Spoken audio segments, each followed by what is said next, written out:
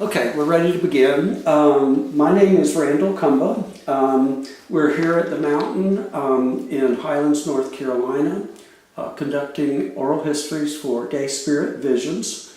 We're currently in the chapel. Would you please state your full name? Full name is Kraig Blackwelder.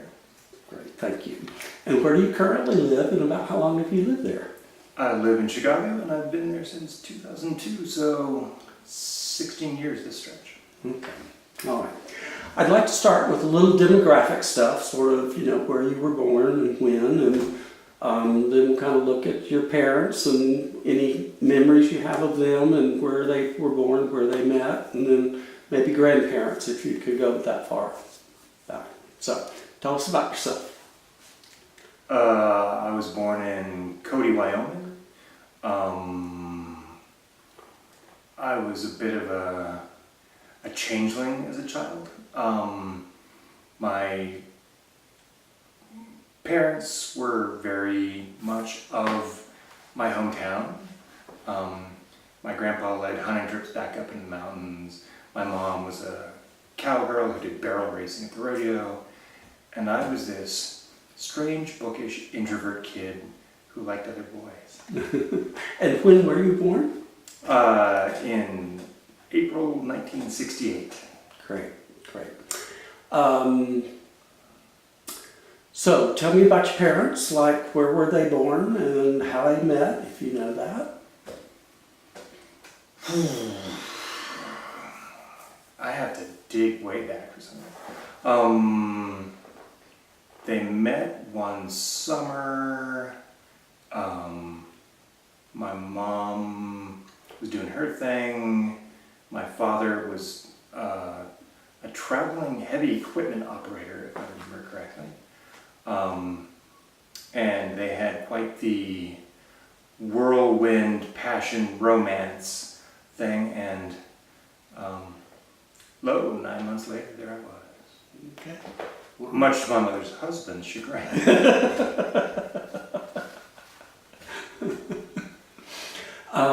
Any recollection of your maternal grandparents? My grandmother was originally, she was born in England. She came over when she was very young with my great aunt. And they had lost their mother when they were young, like preteens.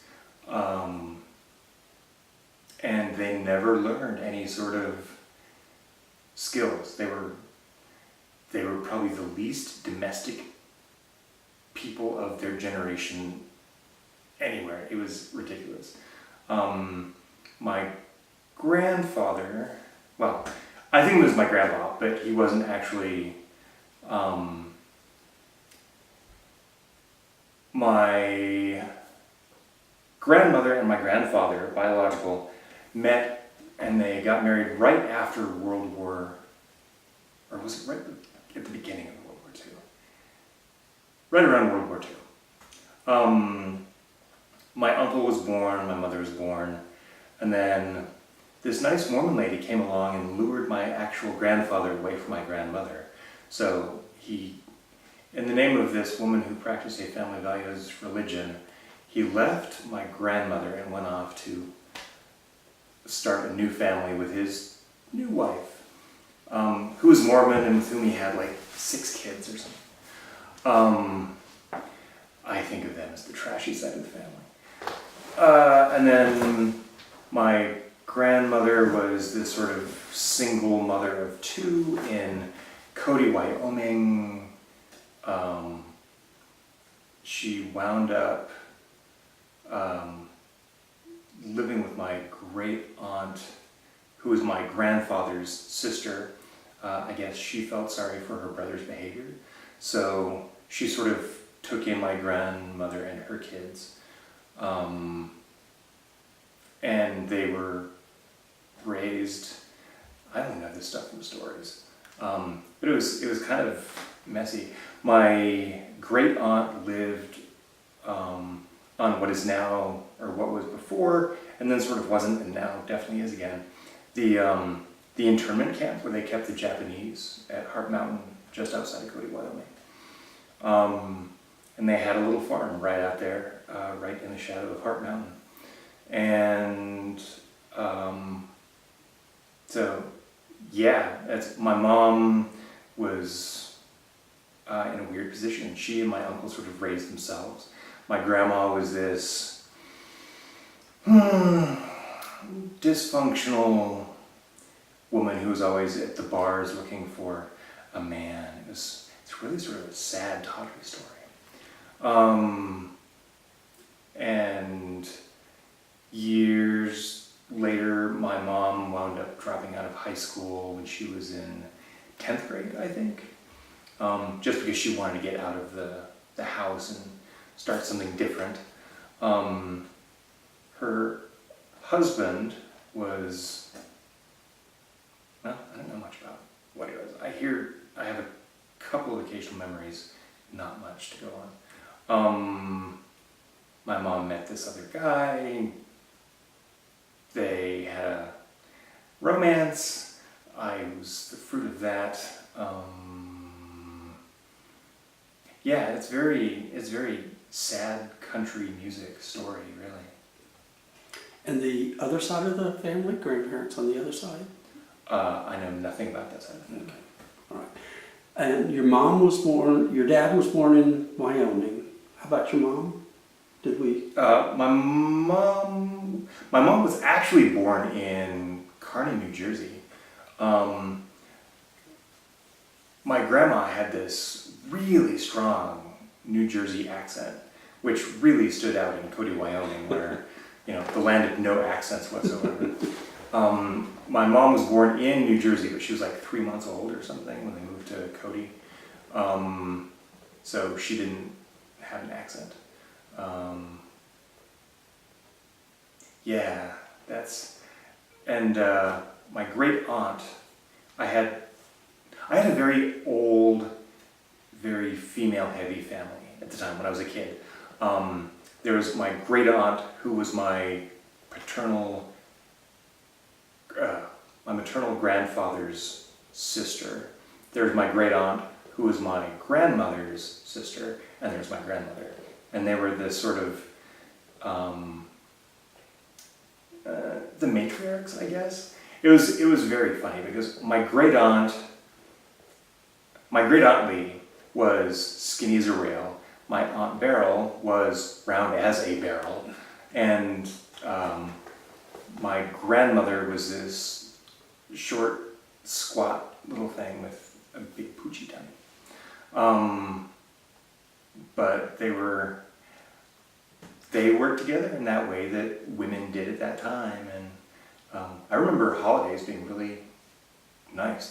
Our family always did a big thing for Thanksgiving and Christmas and birthdays and that sort of thing. Are your parents still living? My mother is. Okay. In fact, I'm going to be the best man at her wedding this summer. This will be her 7th and probably final marriage.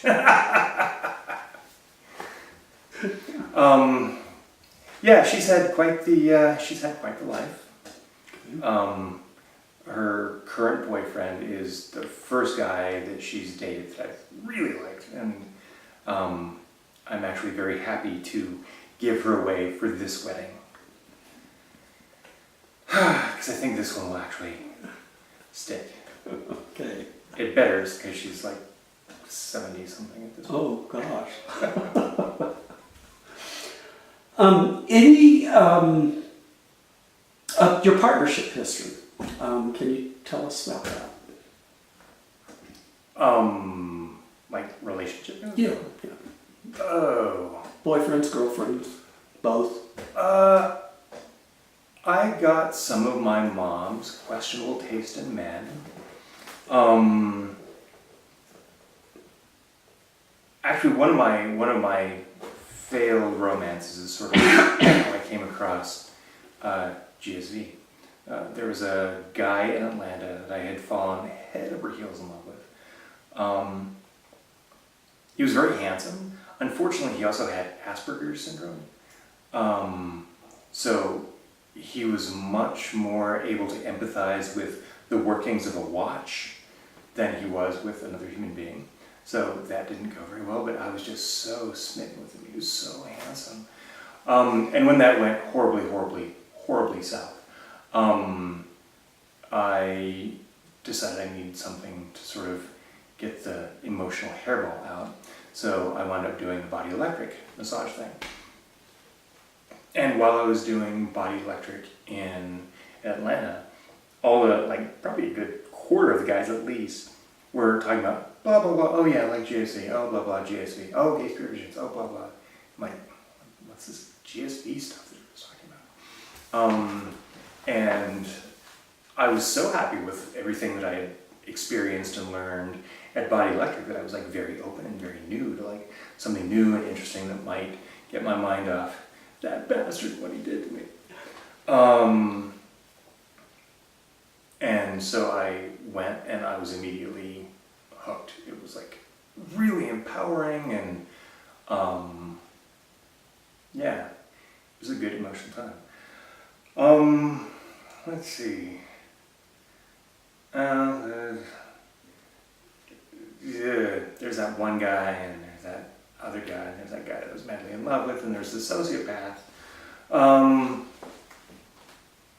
then I've been with a very sweet and wonderful man for about going on 3 years at this point. And I am delighted with him, and he seems to be delighted with me, and this seems to be the good one. Good. Finally. Good. Do you have any siblings? No. No? My usual way of answering that question is I ate the rest of my litter.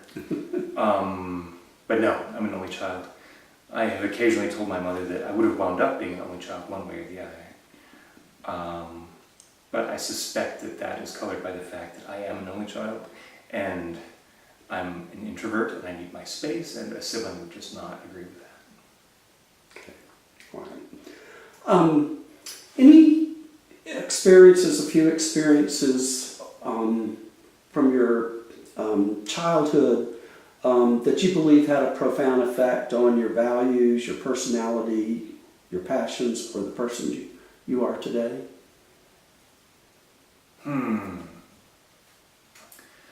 I think one of the things that really saved me at an early age was my interest in martial arts. I started taking Taekwondo at the age of 12, 11, something like that. And between the self-esteem and the self-discipline that martial arts teach just worked wonders for me. And it was very timely and it was very necessary because I came out to myself when I was 13, and I came out to the rest of the world, like the rest of my high school, when I was about 15. That was Cody, Wyoming in the mid-60s, or the mid-80s.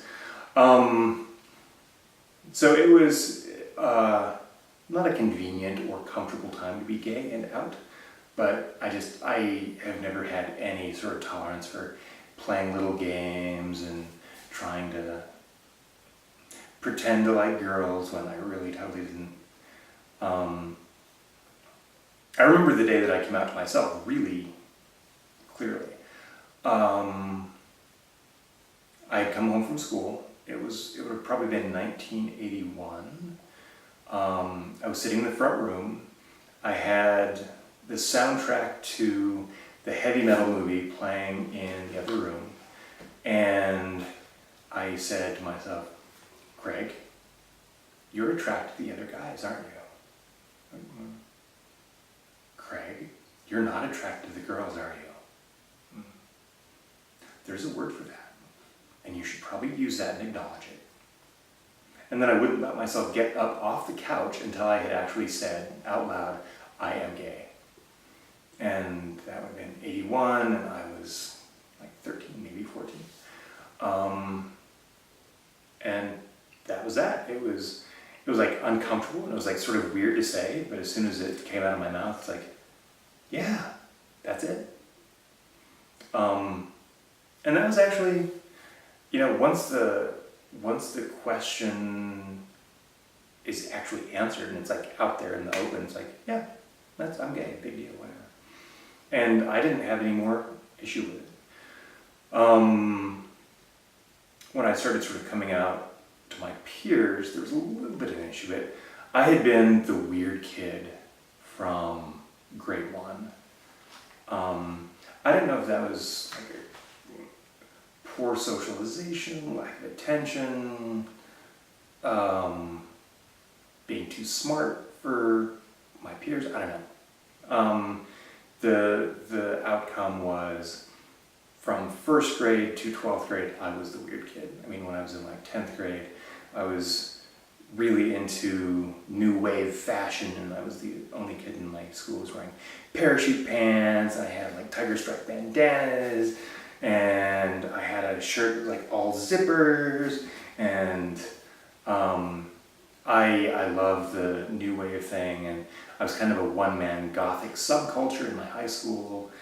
So the additional thing of being gay was like, oh God, of course he's gay. So in some ways, I think being gay was less of a trauma for my peers than it would have been if I'd been, you know, an otherwise normal kid who, oh my God, he's gay. And I wasn't particularly concerned with how people found out or what they knew or whatever, because it was my identity. The one time that, well, there were a couple times. There were a couple bullies in my school, as there are in all high schools, I think. One guy was this horrible, tragic, he was kind of a messed up kid. But he had a pack of bully friends that he liked to run with, and he and I had tangled a couple times before, and there was one time in the hall, it's like a couple years after I had started taking Taekwondo, I'd been in it for a number of years. He had taken Taekwondo for like a month. He said, yeah, I don't like you, we're gonna fight. And I'd been trying to avoid him and his crew for a long time, so I was never looking for a fight, but I could deal with one if I had to. And he thought he was going to be tough and show his friends how much Taekwondo he knew, so he threw a kick at me. I mean, I'd been sparring with grown adults for like 2 years at that point. I just caught his foot and sent him on his ass in the hallway. And his friends were like, and he was like, ugh! And I was like, oh my God, what have I done? And then I like ducked into the library, and it's like, oh, here I am, being all official and doing what I should be doing in the library. Look at me being a good kid. Hey. And yeah, that was funny. I think he later went to jail for something. Probably the biggest trauma or fallout from coming out in Cody was, there was this kid named Gary, and from the first time I'd met him, he had just been a nasty, obnoxious guy. The first time I met him, I was riding on my bike. It was the summer between 6th and 7th grade. And he and a bunch of his friends were on their bikes, and they came up behind me, and he went over, and I always, to this day actually, I keep my keys on a carabiner on my belt loop. And he just reached over, grabbed my keys, and yanked me off my bike. And I had to have stitches in the palm of my hand, and it's like, I don't even know if this kid knows me, he just put me on my bike. And I was horrified, and I showed my mom, and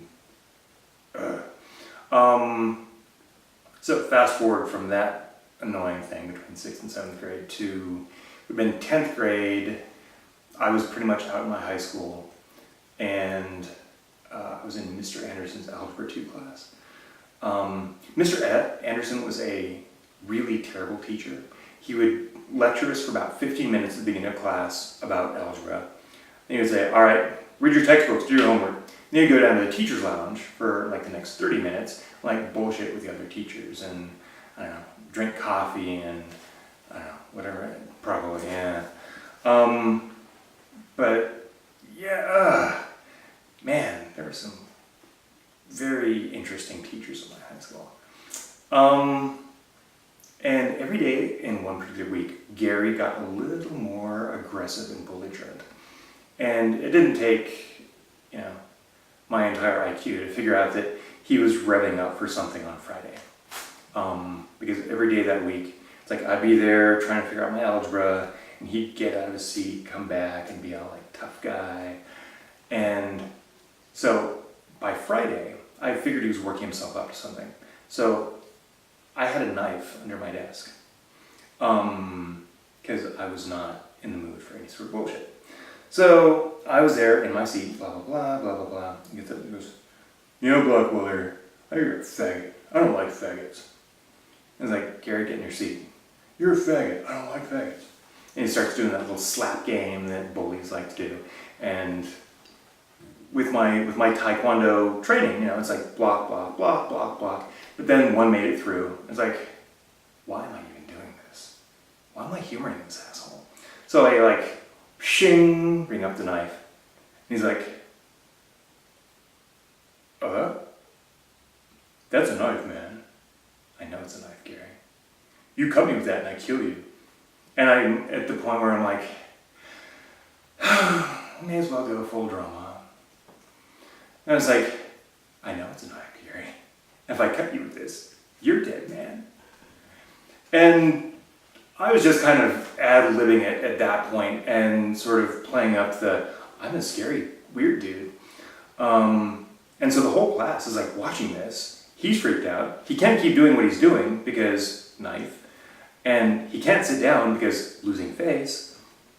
So he's in this very awkward, uncomfortable position. And he's doesn't really know what to do. He's then saved by Mr. Anderson coming back in the room and saying, Gary, you're out of your seat. Get back there. What are you doing? Mr. Anderson, of course, since I was still sitting down, didn't notice that I was holding a knife. And so Gary gets in his seat with this look like, that's not fair. And the whole class is secretly, quietly going, and, it's just, the class is quiet. And I honestly didn't think anything of it. But then, Mr. Robertson, the sort of smarmy teacher who taught history, who was very, very Christian, and would like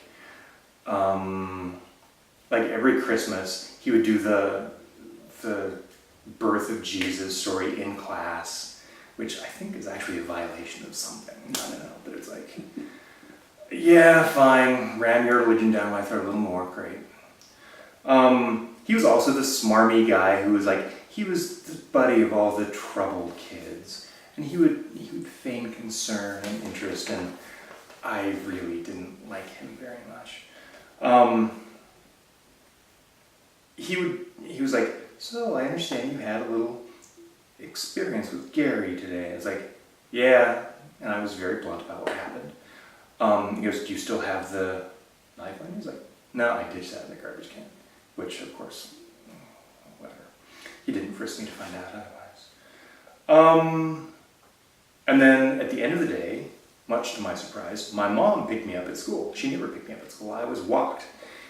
And I was like, what are you doing here, Mom? And what I hadn't known was that shortly after math class got out, she had been called in. And Gary was in the room with her, and the vice principal was in there. And they had a little chit-chat about my behavior. And my mom said, well, good. That little creep's been bugging him for 4 years. About goddamn time he did something. You deserve that, little brat. Because, she had to take me to the hospital when he pulled me out of my bike and I had to get the stitches. So she knew exactly what a jerk Gary was. And she was, whatever her failings, my mother could definitely go into mother bear mode. And she did that. And the vice principal, who knew me and who knew Gary, sort of looked at Gary, and I'm getting this secondhand. I wasn't, they never called me in. I didn't even know this meeting happened, which to this day is a little creepy. I should have been there, but whatever. So the vice principal looks over and says, well, Gary, it looks like you have two choices. You can either ignore Kraig completely, or you can get to be his friend. But I think the way you're doing things now isn't going to work. You should probably stop. And that's, honestly, I credit that to like the last vestiges of Wild West justice in Cody, Wyoming. Because if that happened today, I don't think I would have gotten off nearly that easily. I would have been suspended, arrested, I have no idea. But at that time, in that place, with that particular cast of characters, that's how it went down. And my mom questioned me, and I was like really sort of hostile and angry. It's like, he deserved it. It's like, I wish I'd actually done something. And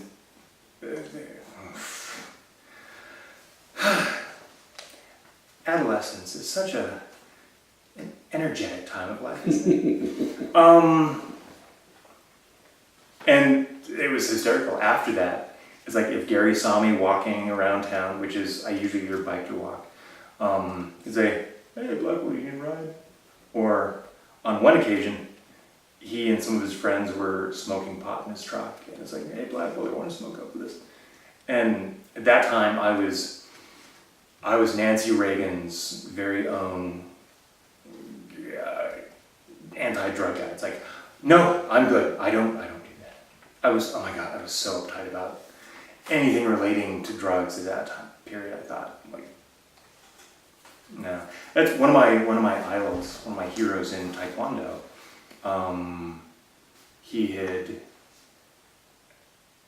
was one of my earliest crushes. His name was Andy, and he was a black belt, and he was blonde and 30. No, actually, he was 28, and I just thought he was dreamy. But then a couple years after I had had my crush on him, I found out that he smoked pot, and that was not acceptable. It's like I stopped talking to him, which I was such a judgmental little brat. But yeah, I was very uptight about that. Yeah, from my high school days, I think that's probably one of my biggest stories and events. Okay. Before attending your first GSB conference, were there any friends, mentors, neighbors, or events that shaped your spiritual journey? In 1989, I was going to the University of Oregon, and I had found the Radical Faeries. My friend Kristen had introduced me to her friend Nova, who was a Radical Faerie. And I was like, oh wow, another gay guy, cool. Because that was very rare and strange for me at that time. So I met Nova, and Nova sort of turned me on to the Radical Faeries, and I went on my first Radical Faerie retreat in 1989. And I guess I would have been like probably 20-ish. And the Oregon Faeries did their events at Brighton Bush Hot Springs at the time, which was really cool. And at that time, I was really, I considered myself a very strong Wiccan, and I was very comfortable on the Wiccan path. It seemed to make much more sense than other religions. And so I got involved in Wicca, and I was doing stuff with the Radical Faeries, and that was just it was a really neat time. And it was in 1989 that I wound up taking my Radical Faerie name, which is Nightshade. And I took it partly in reaction to the fact that every single other fairy in Eugene, Oregon, where I was living at the time, had a name like Light Glimmer, Day Glow, Sun Bubble. And it's like, do you all have to have these airy, fairy, light-oriented names? And thus Nightshade was born. Partly out of just a reaction to all those other names, and partly just because I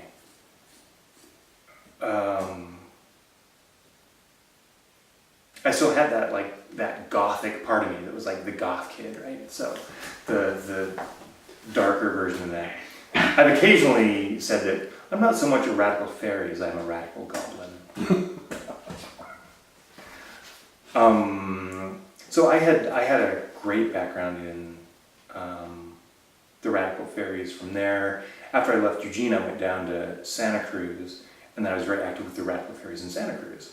So it's hard to get too much hippier than Eugene, Oregon, and Santa Cruz, California. And when I was in Santa Cruz, it's like I tried to grow my hair long. It didn't really work because it just got bigger and bigger and bigger. My hair does not get long. I just wind up with this big old white boy afro. And it's kind of crazy because my hair dwarfs the size of my body, which is ridiculous, but that's what it does. But the radical fairies were definitely my biggest touchstone to spirituality before I got in touch with GSV in, it would have been 2000 that I discovered GSV. Your first conference was 2000? Correct. Okay, GSB conference. So how did you hear about it? How did you get here? Did you come here with anybody? Let's see if I can remember all that.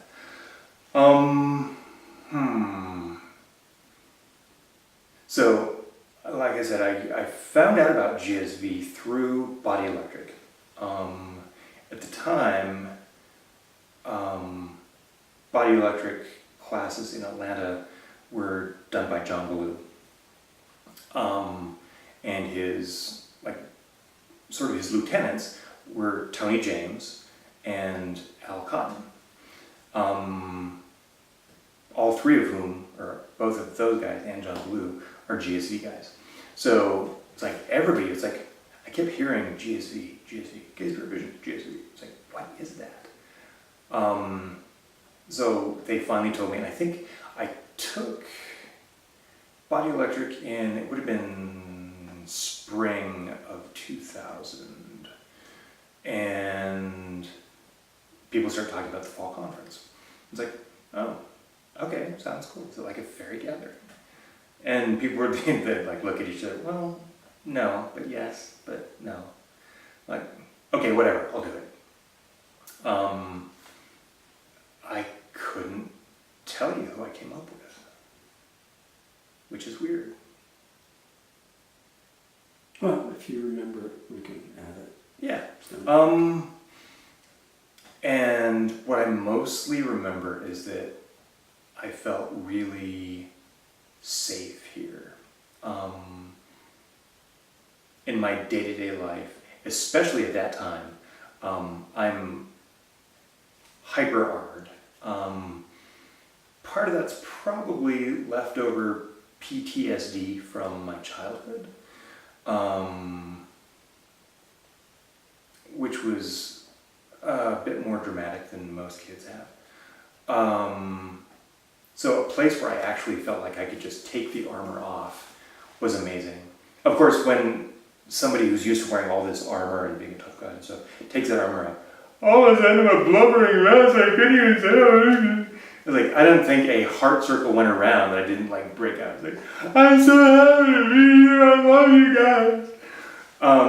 And it was just, oh my God, it was just all this emotion constantly welling up. But I felt really safe in doing that. And it was a wonderful group of people. And this sort of process kind of stuff that we were doing was really powerful. And the heart weavings were really powerful. And it's like, I mean, I don't think I had a heart weaving that I didn't break down in. Oh my God, it's so messy, so messy.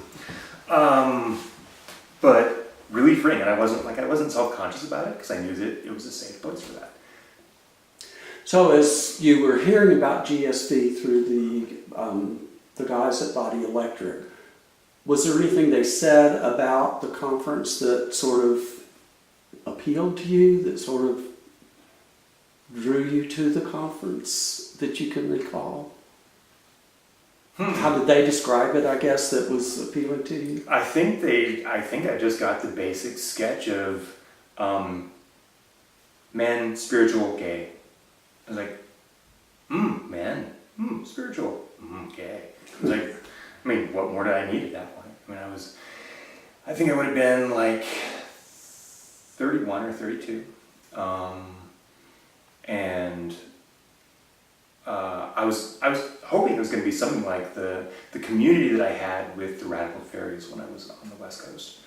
And it was actually much more nourishing, I think, than what I had had on the West Coast with the Faeries. Okay. And a marvelous cast of characters and people who later wound up becoming role models, and it was just really nourishing to my soul, I would say. I probably should have asked this question earlier, but your spiritual or religious background prior to GSB and maybe prior to the Faeries? Was there anything? I had come across Wicca when I was in either junior high or high school. I had never resonated with Christianity. I think I just associated Christianity with nasty, mean, pushy people. I thought it was kind of an authoritarian religion, the way I had seen it practiced. It was a religion that you were sort of obligated to go to church on Sundays for, and it just, I never, like, at no point did Christianity do anything for me. And my mom actually refused to let me get baptized. She goes, he'll make up his own mind when he gets old enough and choose his own spiritual path. Which kind of shocked my grandmother, actually. She was like, oh, you're not going to get baptized. And look at me now. Everything my grandmother said turned out to be true. So, yeah, I read a book in junior high or high school called Witches by Erica Jong. I don't know if she pronounces it Jong or Young. But this is the same Erica Young who was popular in the 70s for some of her feminist writings and novels and things. And the book Witches was ridiculously over the top and gave this sort of romanticized notion of what witches were and who they were and what they did. But the one thing that I remember coming away with from that book was Wicca is a religion that sort of understands the sacredness of the natural cycles of the world. And that resonated with me completely, because it's like, how could anything be more spiritually real and satisfying than that? I mean, certainly not some airy dude on a throne with a white beard. So I became fascinated by Wicca, and I think the book that really cemented my interest in that, which I read in college, was The Spiral Path by Starhawk, which is a fantastic book. Okay, thanks. Okay, what do you remember about your first conference? You touched on some things, feeling welcomed, or safe, excuse me, and getting rid of the armor. Anything else that you can recall from that? There were two individuals that I met who, in the fullness of time, wound up becoming mentors of mine. One of those is a person who I'm sure has come up in many other people's stories, that is Tree Walker. And at the time I knew him, there were sort of two different times that I knew him. I saw him only as this graceful, elegant, elder statesman of sensible, queer maturity. Other people who know Martin also have lots of other stories that do not involve any of that mature, sensible stuff. I never met that Martin. The Tree Walker that I know was always this wise, gentle, knowing, sort of strong, silent guy. He was amazing. He was the presiding elder of my first and possibly my second GSB Fall Conference. And the other figure that I came to know and love, who was a mischievous, wily old wizard, was King Thaxton, who was hysterical. King Thaxton was an artist. He'd come from a wealthy family, but his wealthy family sort of looked askance at his artistic nature and his being gay, and the fact that he was like just not living up to their sort of high standards of propriety. I remember King had a brother named Wheeler.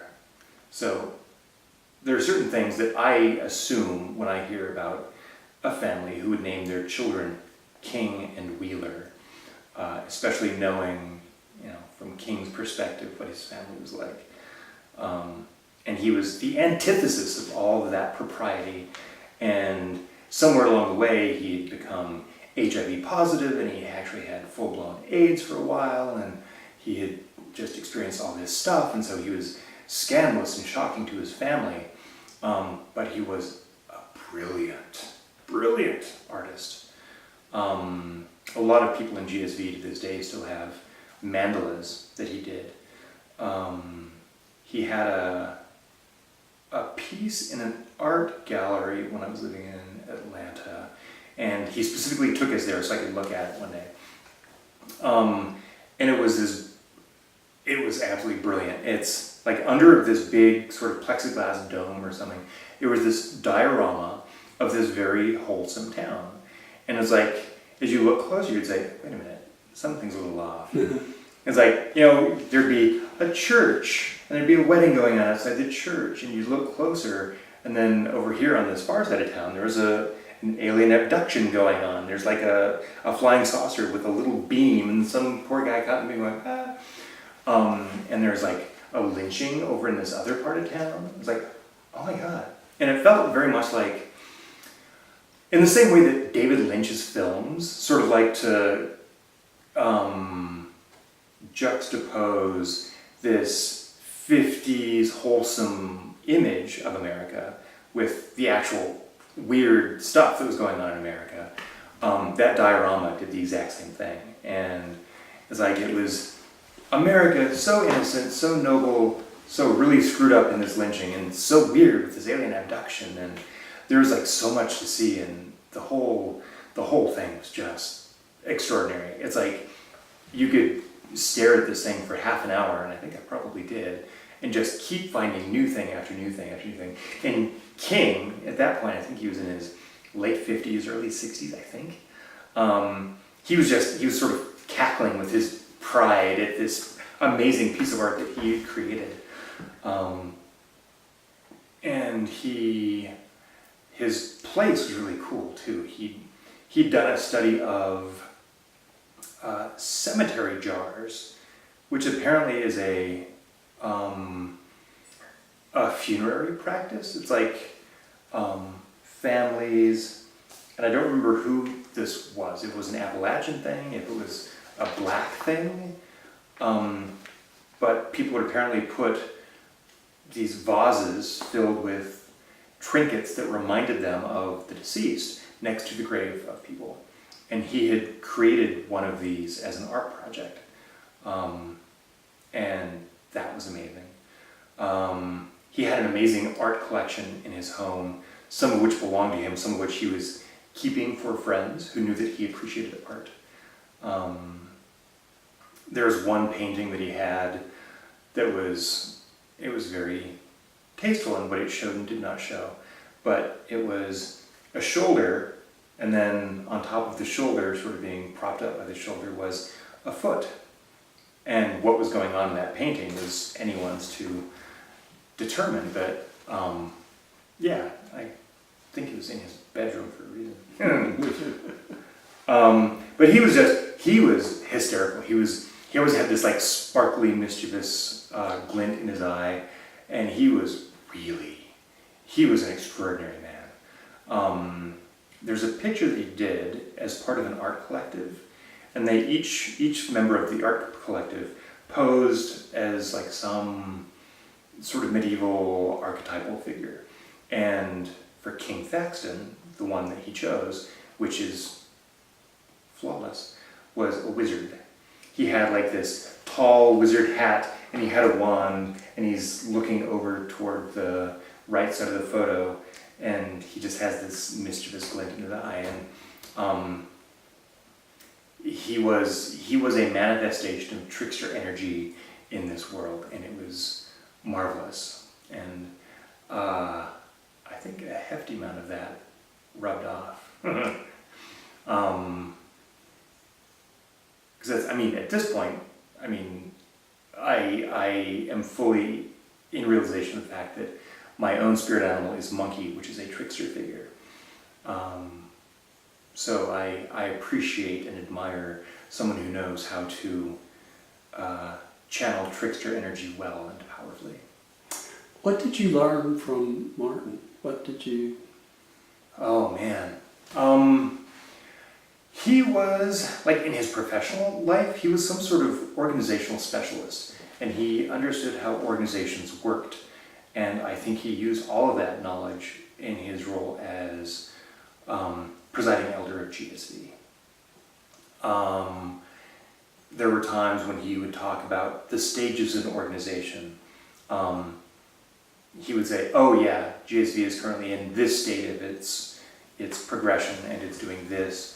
And then there were other times that he and I would talk, and he would say, well, you should never make people feel obligated to do things. The way I like to phrase things is, I would invite you to. And it's like, I would invite you to. Oh, that's brilliant. And so now if I'm calling a meeting together either with GSB Chicago, or if I'm doing something formal with GSB here, which now occasionally happens since inexplicably somehow I've become the presiding elder of GSB, I will try and use Martin's language or his phrasing, because he had such a mild but warm presence, and he was just his way of organizing things and getting people to do things and helping to get things done. He was very subtle but very effective. And I never, ever, ever would have been an organizationally minded person under other circumstances. I've always been an introvert and happy to be an introvert and happy to read a book or browse the web as opposed to interact with other people. But with some tutelage from Martin, I suddenly got a sense of how one could, have kingly energy about one and get things done that need to be done. And he was just very wise. One thing I remember him saying is, there are only 2 GSB events, this one and all the rest. And it's like, at the time I thought, what a weird idea. But then the more I've thought about it, it's like, oh my God, that's exactly how it is. And it's like, I no longer worry about it. It's like, did I do that at the 2009 thing? Was that 2009 fall? Was that 2010 spring? I don't care. It was the GSV event that is not this GSV event, of which there's just one. Where do you think he got his insights from? Some of it, I think, is what he did professionally. Some of it, I think, in other parts of his life that I never saw, he was a wild child. Sex, drugs, rock and roll, all the excesses of the baby boomer generation, dialed up to 11, the whole 9 yards. And I think, well, one of my favorite phrases is, good judgment comes from experience. Experience comes from bad judgment. And that has been one of my mantras every day since I learned that, because it is so true. And if something you're doing doesn't go well, no, because you're just gaining better judgment. And I think Martin probably had gained a great deal of good judgment. And his hard edges had really been filed down by some of his excesses. So by the time I got to know him, he was mild, calm. He always seemed sort of benevolent and sort of slightly heaven-touched. In that sort of marvelous leadership sort of way. And I was really delighted. For the second GSV Chicago potluck that we had, it would have been November of 2010 or 2011, I can't remember at this point. Martin came up to Chicago from Atlanta to sort of give GSV Chicago his elder's benediction, which was so exciting and made me so happy and so pleased. And he made a huge impression on the other GSV guys partly because he was wearing this long sort of gown robe thing, and he had some sort of turban sort of thing, and he was in full magisterial mode of giving his blessing. And since the GSV Chicago chapter had, that was only its second event really, it's like they were like, oh, this is different than what I expected. And it was actually really, it was marvelous. It was Martin to a T, and he was so wonderful to have in Chicago. And it was a marvelous benediction, especially since it was his idea. They did, when I left Atlanta in 2001, I think it was Martin's idea to do sort of an investiture ceremony so that I was fully invested with a seed of the GSV tree to nurture that and grow a new branch of GSV wherever I landed. And it was Martin, tree walker, Andrew Raymer, Kim Pitts, and King Thaxton. They were the 4 GSV people who attended my investiture. And it was, I can't think of any 4 better people. Martin was the presiding elder. King was this wily wizard, friend, mentor guy. His partner later, this would have been 2005, when he informed me that King Thaxton had passed away, his partner Jonathan said, he always had a big crush on you. I was like, lucky me. If that's what it took to get mentoring from this wily, brilliant fox spirit guy, then so be it. Andrew Raymer, who at that point was still sort of the spiritual advisor and guru to GSV, and Kim Pitts. Was it Kim? Not Kim. I think it's Pittman. No, Kim. It's not Kim Pittman. Okay. That's what I'm confusing it with. It's he moved to England. Brad Pitts. Yes, Brad Pitts. Okay. Thank you. And he was, a Wiccan studying under one of the other GSV members who I had mentioned or met right at that first thing. So the 4 of them were this perfect foursome of magisterial, spiritual gay figures, and they were all blessing me with their wisdom and ability to start a GSV branch wherever I went. And it was awesome and amazing. And like at one point there was a piece of fabric that they draped over my head as symbolic of something that I should probably remember and don't. but it was magical and it was awesome. And in retrospect, it was like, wow, that was a really cool ceremony. And then I figured I would never need to use that because, of course, any city of any size that has gay men is going to have a specific subset of gay men who are on a spiritual path. Not so much. So the next city I lived in was San Diego, and I couldn't get over the lack of seasons. It drove me nuts.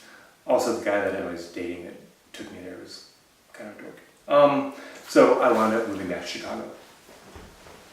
And Chicago had a group of gay pagan men called the Brotherhood of Phoenix, which ironically took a huge amount of its mythology from John Stow's book, Gay Spirit Warrior, which I thought, that's kind of cheeky.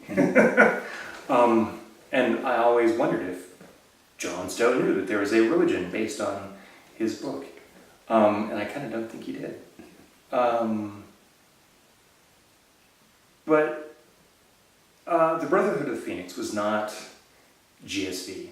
It was not heart-centered. It was mind-centered. And it was like all this studying of old Hermetic lore, sort of slightly repurposed for gay dudes with a heavy infusion of John Stow's Gay Spirit Warrior.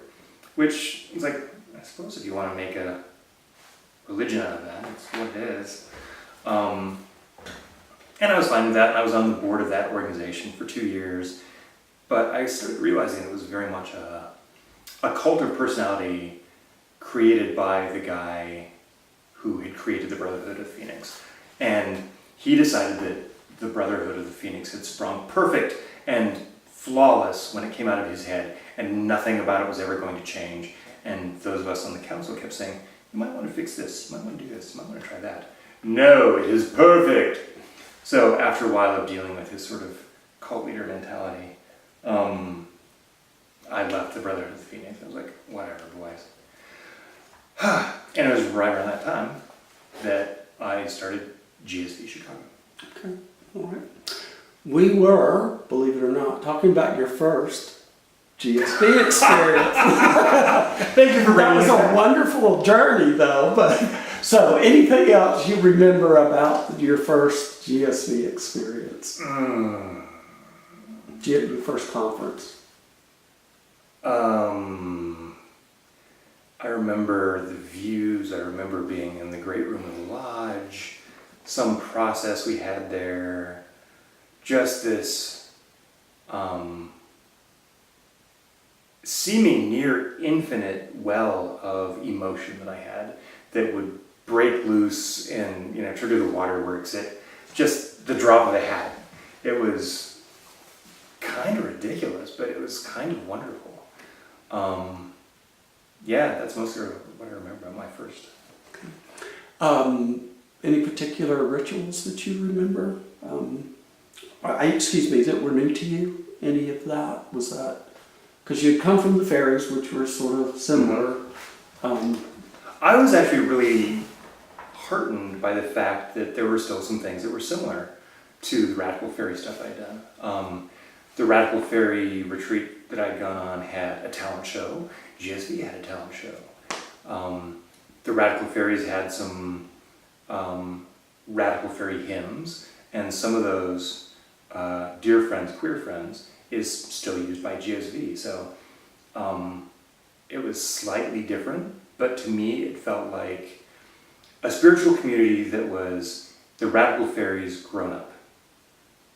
I would frequently describe GSV as the not so radical fairies. Okay. Favorite conference activities?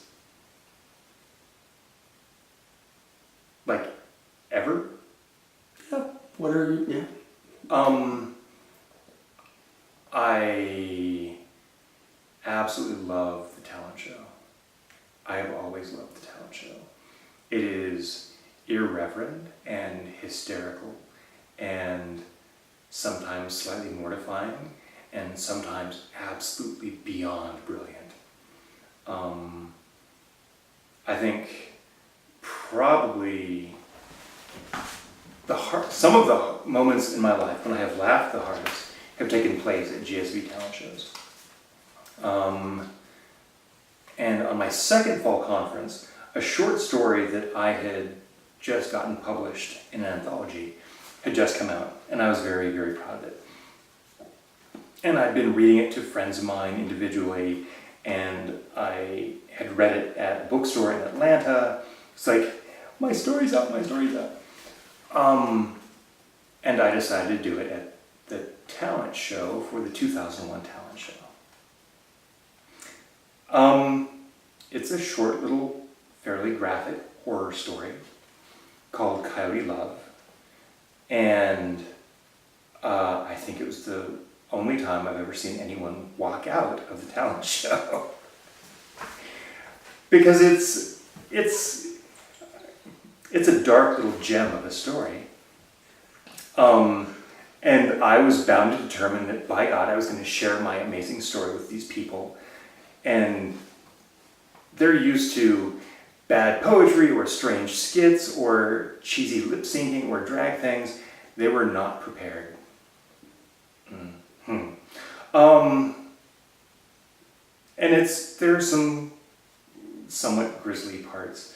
And it was, I can honestly say that the audience was absolutely silent. Has the talent show changed over the years? It changes from year to year. It changes radically. I would say the difference in the talent show between the 2017 fall and the 2016 fall was night and day. There are some years when it's the no talent show, and it's like, oh, bless your heart for doing that up there. And then there are other times when it's like, why are you not taking this national?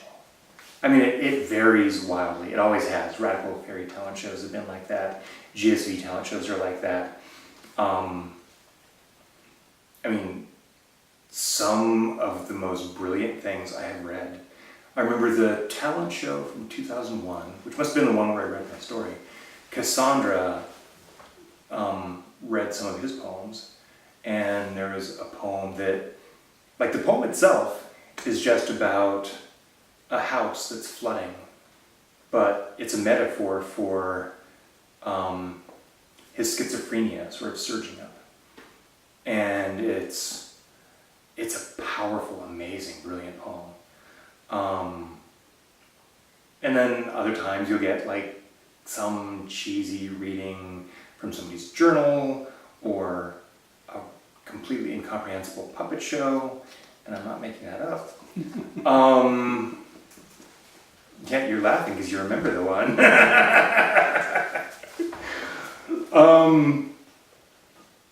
No, oh my God, the talent show has always been amazing. And the Parade of Beauties is, how does one describe the Parade of Beauties unless you've seen it?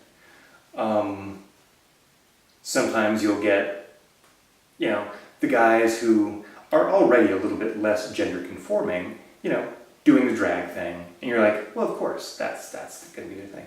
But then you wind up with, the dude who the day before had just ridden up here on his motorcycle, and he's in like, some frilly frock, and you're going, huh, didn't see that coming.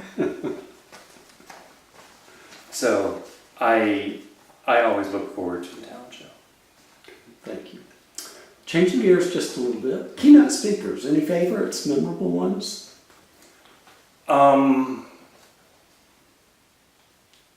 am horribly biased, but Sister Unity will always stand out for me as one of the great keynote speakers of all time, I think.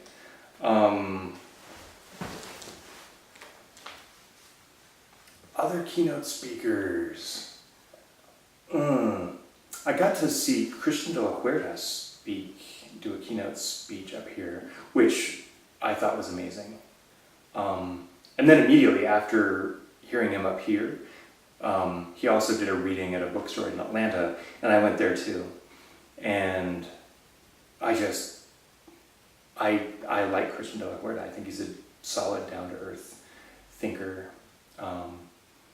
After the GSB conference, at the thing he did at the bookstore, there was this little sort of head in the clouds, airy fairy, gay kid. It's like, so I've been, doing a lot of partying, having a lot of sex, and there's been a lot of drugs, and it's been really intense, but how do you avoid that emptiness that takes place after that? And Christian de la Huerta just like looks at him like, don't do that. And it's like, bing, duh. But I just remember that really clearly. It was cool to have him up here. We've had some really good keynotes. Greg Wallach came up here and he did a thing about storytelling that I thought was really powerful. We've had some inexplicable and kind of bad keynote speakers too. But I suppose we should talk about that. Correct. So the next one should be particularly interesting about planning a conference, and you were the convener last fall, correct? So kind of tell me what it was like. The other thing that I would like to capture that we had wanted to capture from Martin, but missed that opportunity, was how you went about creating the container and the safe space. So 2 questions there, or 3, the sort of what was your conference as a convener, what was that experience like for you? And then some detail about creating the container for us. At the time that I was asked to convene the fall conference, I had wanted to convene a fall conference for years.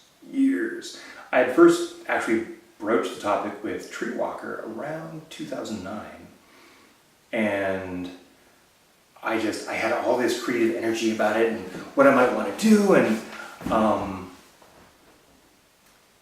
it was just kind of it's not the sort of thing you ask for, at least as I see it. Being a convener is not the sort of thing you ask for, it's the sort of thing you wait to be asked to do.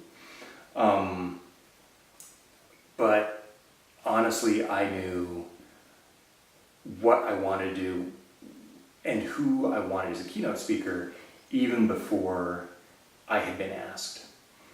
In fact, I had actually started a dialogue with Sister Unity years before I had been asked, saying, so I'm not an official representative of this group and I can't offer you any sort of contract, but if it were ever to come to pass that you were asked to go to the mountains of North Carolina to speak at a conference of gay spiritual men, would you ever be inclined to do something like that? Ever? Maybe? And I think I probably broached that question probably as early as 2012 or 2013. Okay. There was a guy in GSB Chicago who had moved there from LA, which is where Sister Unity is based, and he'd done a lot of stuff at the Sisters of Perpetual Indulgence stuff, events. And so I had a connection to Sister Unity, and he put us in touch. And in those early sort of tentative pings, I got a sort of, yeah, I guess I could do that. So it was like, okay, that's enough for me. That's good. That's fine. I just want to put the idea in her head and get things started. And then every now and again, I would just repeat that ping. It's like, would you be interested? And the answer is, yeah, I guess. And then finally, I was asked by a member of the GSB Council at the time. It was Todd Humphrey who called and said, would you ever want to maybe convene a GSB Fall Conference? And it's like, finally, you asked me! And it's like, yes. It says, do you have any idea about maybe what you want to do? It's like, yes. It's like, oh, okay. I'll take it as a yes. Yes. And then immediately I started, ratcheting things up with Sister Unity, making sure that that was going to come to pass, because I had wanted Sister Unity to come speak at a GSB conference for years. Since I first saw one of her videos on YouTube. And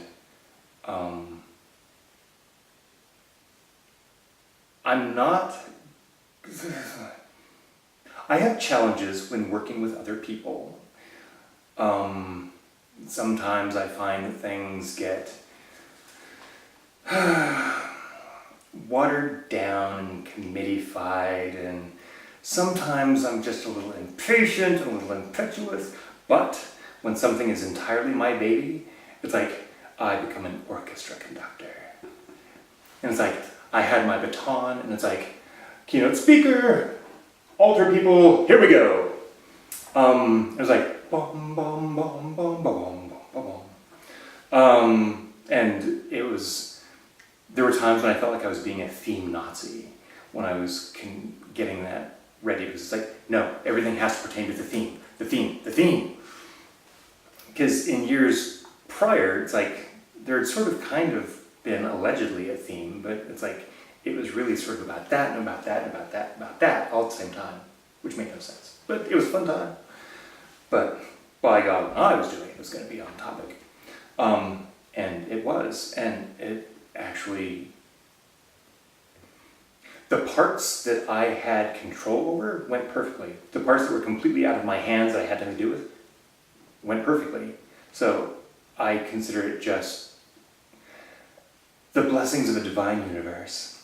And I could not have been happier. And it was exactly what I would have wanted. I could have had maybe a little more energy, done a little bit more, but that's probably, I think it was balanced pretty well. Convening is a thing, because there are a lot of balls in the air. You have to sort of get your juggling technique down. But it's really gratifying when you can get it right. And it's sort of like casting a bell. It's like, you go through all this trouble to cast it, and then the first time you ring it, it's like, is it going to crack? Is it going to be off? Is it going to be flat? And it's like, bong! And it just resonated in this beautiful way, despite the fact that that initial crack was probably the big crash of Doug's car with Sister Unity down in Atlanta before they came up here. So it was challenging, but it was challenging in a way I expected it to be challenging, and it was fun, and it went beautifully. And honestly, I sort of felt like I had, a number of years ago, in 2001, I wrote an article for The Visionary about ecstatic experiences and what they are and how they're used sort of historically.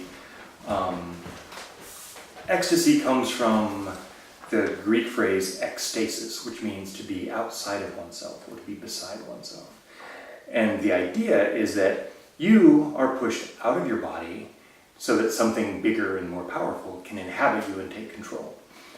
That's exactly the same theory that, like, voodoo works on. You call the loa, and the loa comes and rides you. But it's all ecstatic experience. And I felt like I was just a vessel for this higher other thing, because I was on things and calling shots and doing things, and I had the convener staff, and I was saying things, and people were laughing. It's like, people are laughing, that's good. And I would say how things were going to go, and things went that way, and wow, this is really cool. So yeah, yay for ecstatic states and higher things taking over and doing the convening for me. But that was my experience of convening. It felt like I was just channeling some other divine power. Creating the container for us.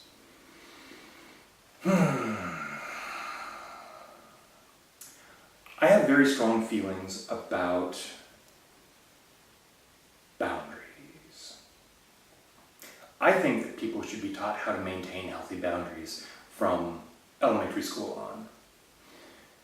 And one of the things, every year we always have a questionnaire that we send out after our events. And I've looked at those for a number of years, and I've seen that one of the things that people complained about was feeling like somehow boundaries had been violated. And I find that frustrating. So one of the things that I stressed in the opening is maintain your boundaries. You are in charge of your body, you are in charge of what you do, you are in charge of how you conduct yourself this weekend. Maintain your boundaries. Don't cross other people's boundaries. And if everybody just maintains their own boundaries, then everything just works out so much better.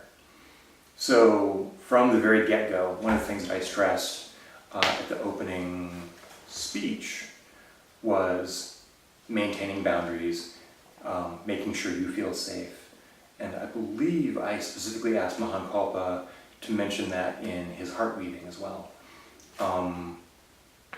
Because if you feel empowered to maintain your own boundaries, then that makes things so much easier for the rest of the time.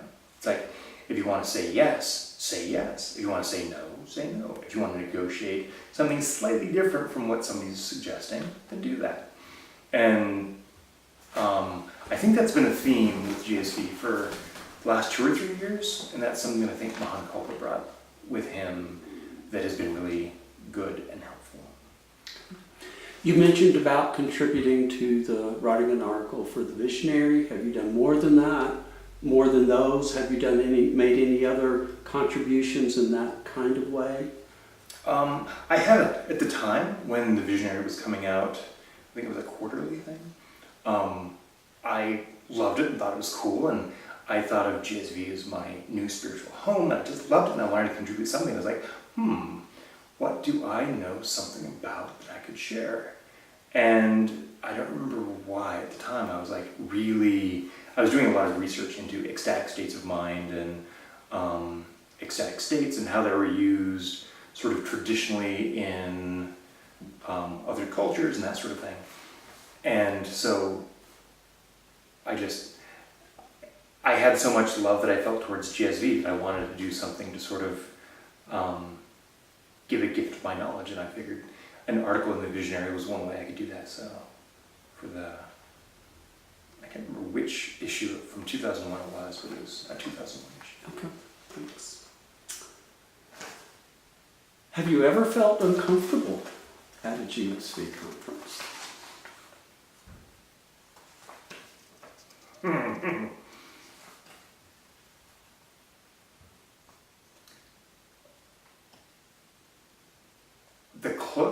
The answer is no. The closest I've ever come to feeling uncomfortable is after I read my short story at the talent show that time. This guy came up and said, "You should have given us a warning about what that story was about. That was too dark and violent for this talent show."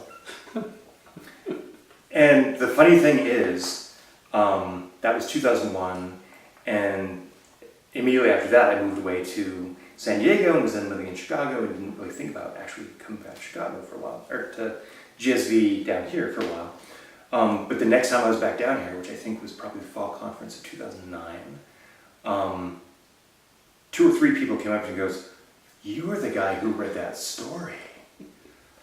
And this would have been 8 years later, but apparently that story really made quite a ripple because, yeah, but I think that one guy, and I can't even remember who it was right now, I don't think it's anybody who's still coming. It's like, I mean, he may as well have said, "Your story violated me, I felt uncomfortable." Which I suppose I could have given some sort of warning. I don't know. It's like, I mean, my fairy name is Nightshade, hello.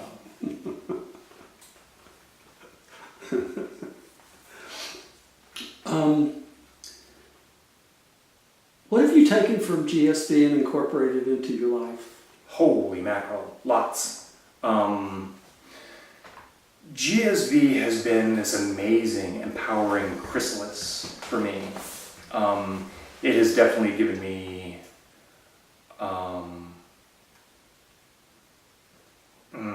strength. Strength isn't the word I'm looking for. Knowledge, experience that I never would have had before.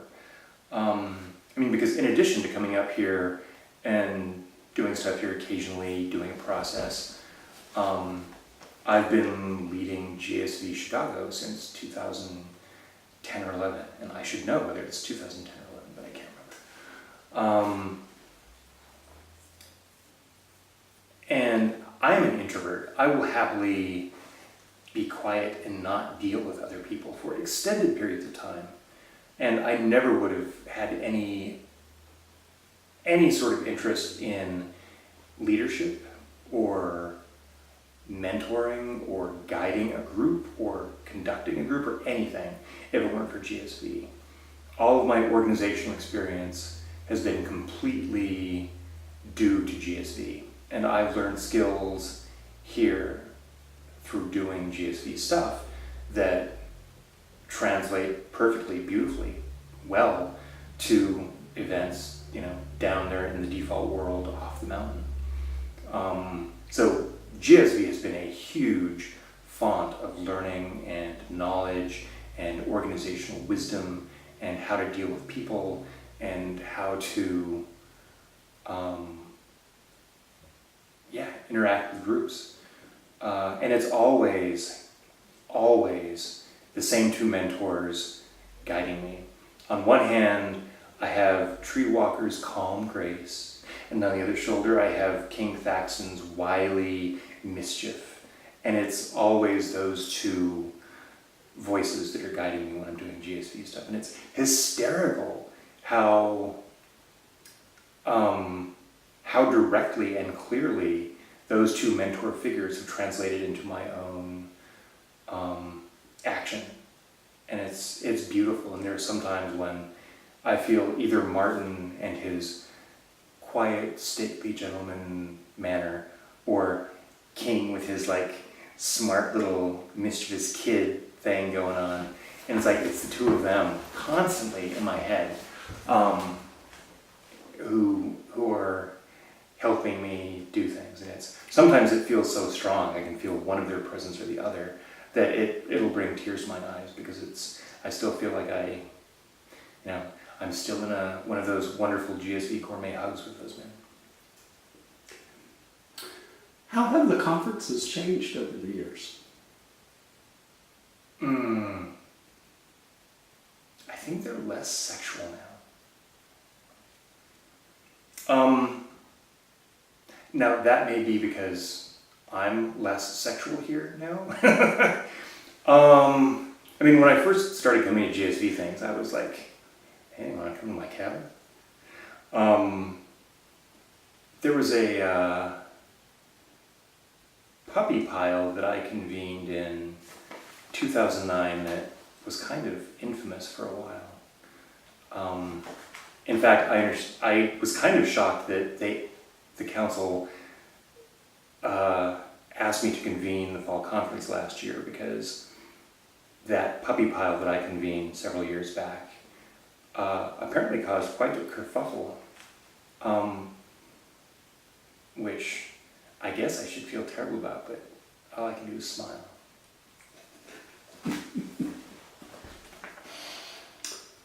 Oh, let's see.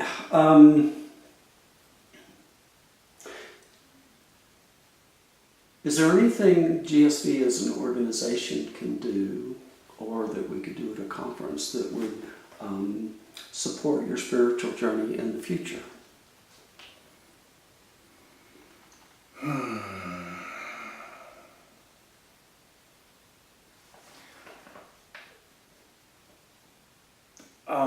That's like saying, is there anything air could do to help my breathing?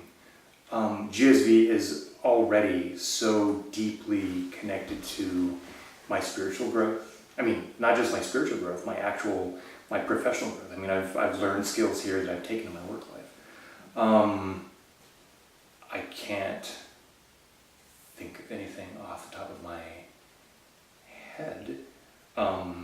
It seems to feed my soul so much every time I come up to one of these. Sometimes it's the hugs, sometimes it's just the ambiance of being up on the mountain. Sometimes it's a particular workshop, or maybe it's dancing around the fire at a drum circle. But I always feel very, very nourished after a GSB event. What would you recommend to someone, or what would you say to someone who's attending their first GSB event, who's thinking about coming up, or has already made that decision? It's a magical place. It's a magical collection of people that you are unlikely to meet any other place in the world. And it's a spiritual source of joy. Okay. All right. I've got 2 questions left. One of them is sort of a broad question about your memories of our deceased brothers. And sort of, any particular stories you recall about them, your sort of the energy they might have brought to the mountain, maybe a physical description. What we're trying to do here is kind of piece people's stories together to get a better picture of them, since they cannot tell their story to us now. Sean Iverson Cook, Shauna, was an amazing individual. I thought of him as the guy who did really fun, perky, wild drag for a long time. And then a number of years ago, probably 2010, I'm going to say, we had a panel where people told their own stories. And Shauna got up there and told her story. And such an amazing, interesting character. By day, he was a diesel mechanic. And by night, he just loved putting on the girly clothes. And he did fun drag, and he was reasonably pretty as a girl. And he was really handsome as a guy. And sweet guy, interesting guy, nice guy. And it was right after the GSB conference when we had the panel that featured him when he died. And that was a huge tragedy, because I had been thinking of Shauna as like one of those young faces of GSB that was going to wind up being one of the main cornerstone GSB folks. So when he died, it was hugely sad, because he was such an interesting person and such a nice guy and did such good drag. It was just a loss. And of course, I can't think of Shauna without thinking of Kraig, because it was, literally, I think within a week after their marriage that Shauna died. And it was that was heartbreaking. That's one of the saddest stories I think I've ever heard in my entire life. And such a sweet, wonderful, vital human being that wound up dying over like a tiny, itty bitty tumor, like in where Tree Walker. Tree Walker will always be sort of the spiritual presence of GSB for me.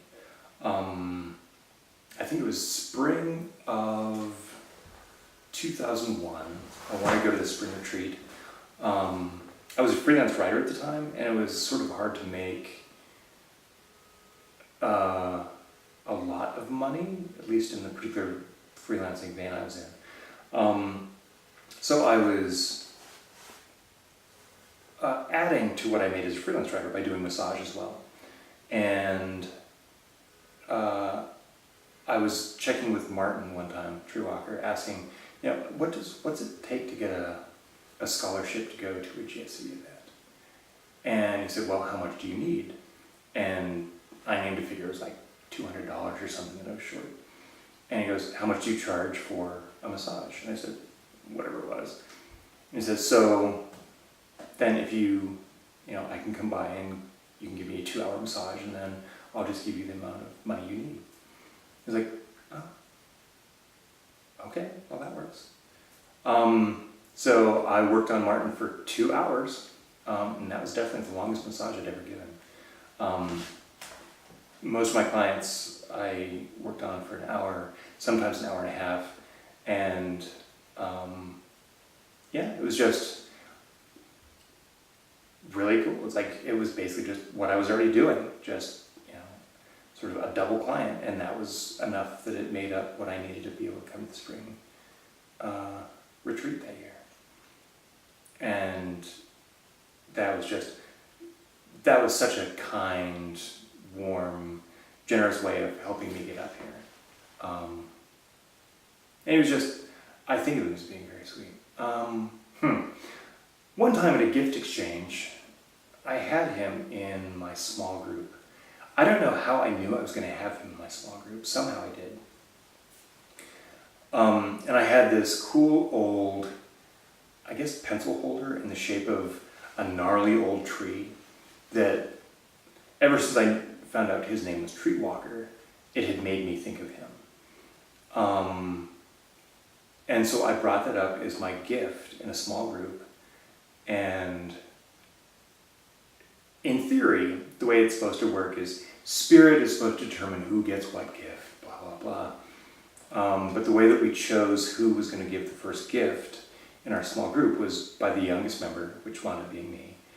And Martin was in my group and was like, this is my perfect opportunity to give him this thing that makes me think of him. So I picked what I knew to be my gift, and I acted like I didn't know who it was going to go to. I was like, oh, I think this wants to go to Tree Walker. So I totally cheated, and I totally gave him the thing that I wanted to give him as my gift. And I think I may have told him that I cheated later, and I think he was like, you're really not supposed to do that. But Carrie Jackson I was sort of shocked when I heard that Carrie had died, because he was one of the people who was in my body electric class. He was like,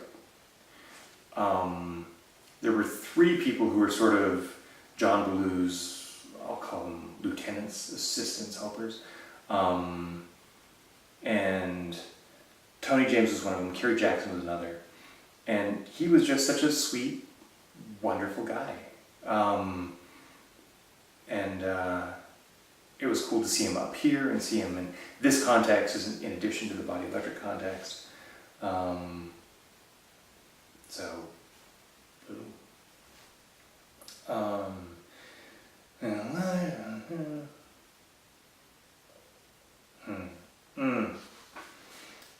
John Mungo. Oh, that was such a loss. John Mungo was a therapist in Atlanta when I was first involved in GSB, and he was this big guy. I think he must have been like 6'6", and just broad. He worked out at my gym sometimes, and dude was hot. Oh my god, I had such a crush on John Mungo. He had this big, strong daddy energy to him. Like, if you ever needed to just completely break down and cry, he would be the big, strong daddy who could hold you in his enormous tree-like arms and, make everything safe. And I would occasionally see him at my gym, and I'd just like, Oh, he's so big and dreamy. And when I came back, I had that gap from the last fall conference I went to in 2001 to the fall conference in 2009. I specifically started coming back because a couple of people that I looked up to and liked, I found out had died. The two most notable ones of those were King Thaxton and John Stowe. And it occurred to me, this group is not immune to the passage of time. And there is mentoring to be gotten before some of these people leave embodiment. And there's mentoring to do for other people too. So that's kind of what prompted me to start coming back again. And when I found out that John Mungo had died, I was really really saddened, because he'd been this rock solid human being, this big deep voice, really strangely reassuring presence. And when I found out, he was a therapist, it's like, of course he's a therapist. Could you imagine a more comforting person? And when I found out that he had died, I was really horrified. He was way too young for that. And another one, Ramon Noya. King used to take me to the GSB council meetings when I was living here, and Ramon Noya was on the council at the time. And he was an amazing man, a genius art director. He was a lighting engineer, and he did a lot of the lighting at the Olympics that were held in Atlanta. And he had this saying that I never understood. It was something, I think he was Cuban, I think it was something he brought with him from there. He'd say, when something good happened, it's like he would say in this beautiful voice, "Blessings we all receive." I have no idea what that means to this day. It's like, I guess, does it mean we all receive blessings? Is this an example of a blessing we're getting? I was never sure what he meant by that, but it sounded really good in his beautiful accent. And yeah, I remember when he passed. That was huge, because Ramon Noya was a mentor to a lot of people. I think Acorn really had a strong connection with Ramon, and that was a huge blow when that happened. I already mentioned that. Phoenix Roldan Smith was amazing. He was this young, sort of lean African-American man, really sweet, good energy, and he went on a mission, I think. He was traveling to some very far yonder distant country to do, I think, missionary work. And he was, Christianity isn't my favorite spiritual path, but he was one of those people who practiced it, I think, as it was meant to be practiced. And he was a really interesting, wise man. And he was another one of those people that I thought of as, one of the young, strong figures of GSV when I first met him. And boom, within just a couple of years, he contracted some weird meningitis or something and died. And it's like, what the hell? It was really sad. John Stowe.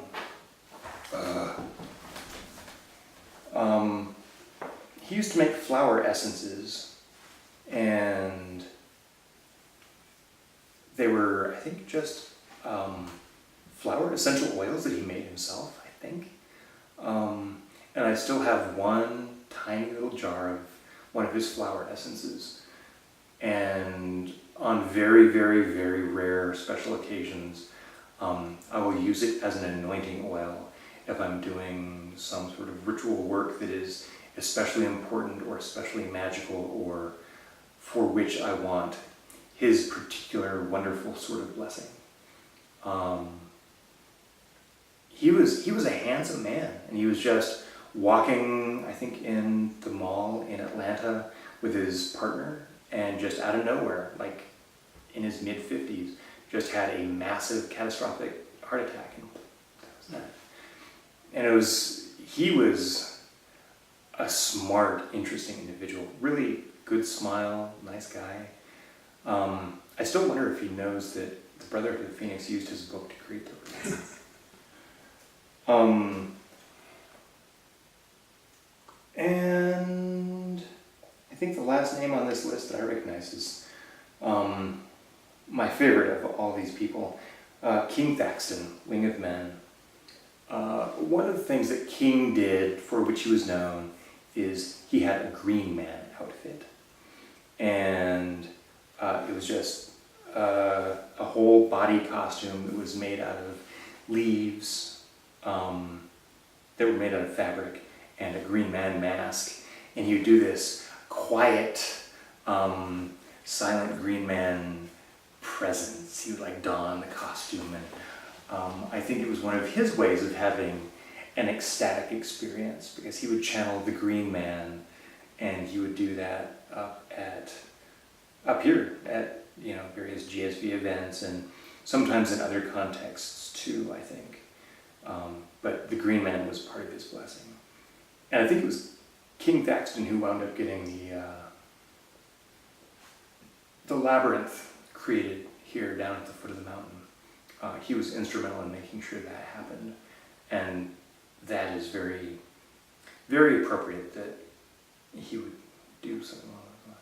But yeah, I think those are all the folks I remember. Thank you. The final question is, have we forgot a question that we maybe should have asked about you or about GSB and your experience with GSB? Or is there anything you just want to add?